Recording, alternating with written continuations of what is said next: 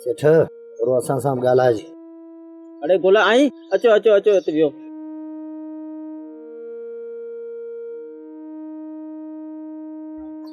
असीं वेहण की न आया आहियूं। पोइ खैर सां आया आहियो। जे मच्छी खपे त बोल न खणी वञो, अव्हांखे जल न को मना। असांखे बोड़ जी मच्छी किन खपे, असांखे मच्छी जा पैसा खपनि। पैसा पैसा? हा, आउं तोखे सिधी ॻाल्हि करे थो ॿुधायां। गोले खे पती खपे। पती? आउं कहिड़ा होड़ा तो हलायां जो अव्हांखे पती ॾियां? आउं नंढड़ो थियो खोलियो मिड़ी मज़दूरी पियो कयां। मूंखे सभु ख़बर आहे तूं हिते केतिरो माल थो कमाई।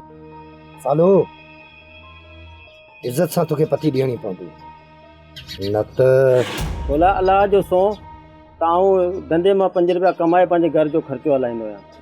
वेली आउं अव्हां जे अॻियां हथ थो ॿधां, सॼो दरिया पियो थियो, वञी खाओ पियो। मूं मिसकिन जी पचर छॾियो।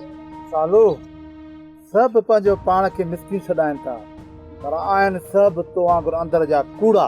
सालो शराफ़त सां पती ॾिए थो या चवां बगे खे तुंहिंजी मॾी करे जॾी। गोला तव्हांखे दरिया जो कसम आहे, मूं मिसकिन ते रहम करियो। ईंदड़ ज्वार में आउं घर वेठे अव्हांखे पती पुॼाए वेंदुसि। ठीकु आहे, हींअर तोखे मोहलत ॾियां थो, पर यादि रखजांइ ईंदड़ जवार ते तोते पती मुक़ररु थी वेंदी, सम्झई?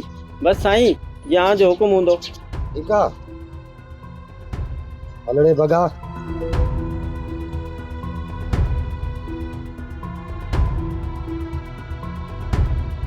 दरिया ते ई दाड़ा ई फुरूं, ए मुंहिंजा रब असां ते रहम कजो। सब्सक्राइब कयो असांजो official YouTube channel Sindh TV HD drama ऐं वधीक अपडेट लाइ बेल आइकन खे क्लिक करियो।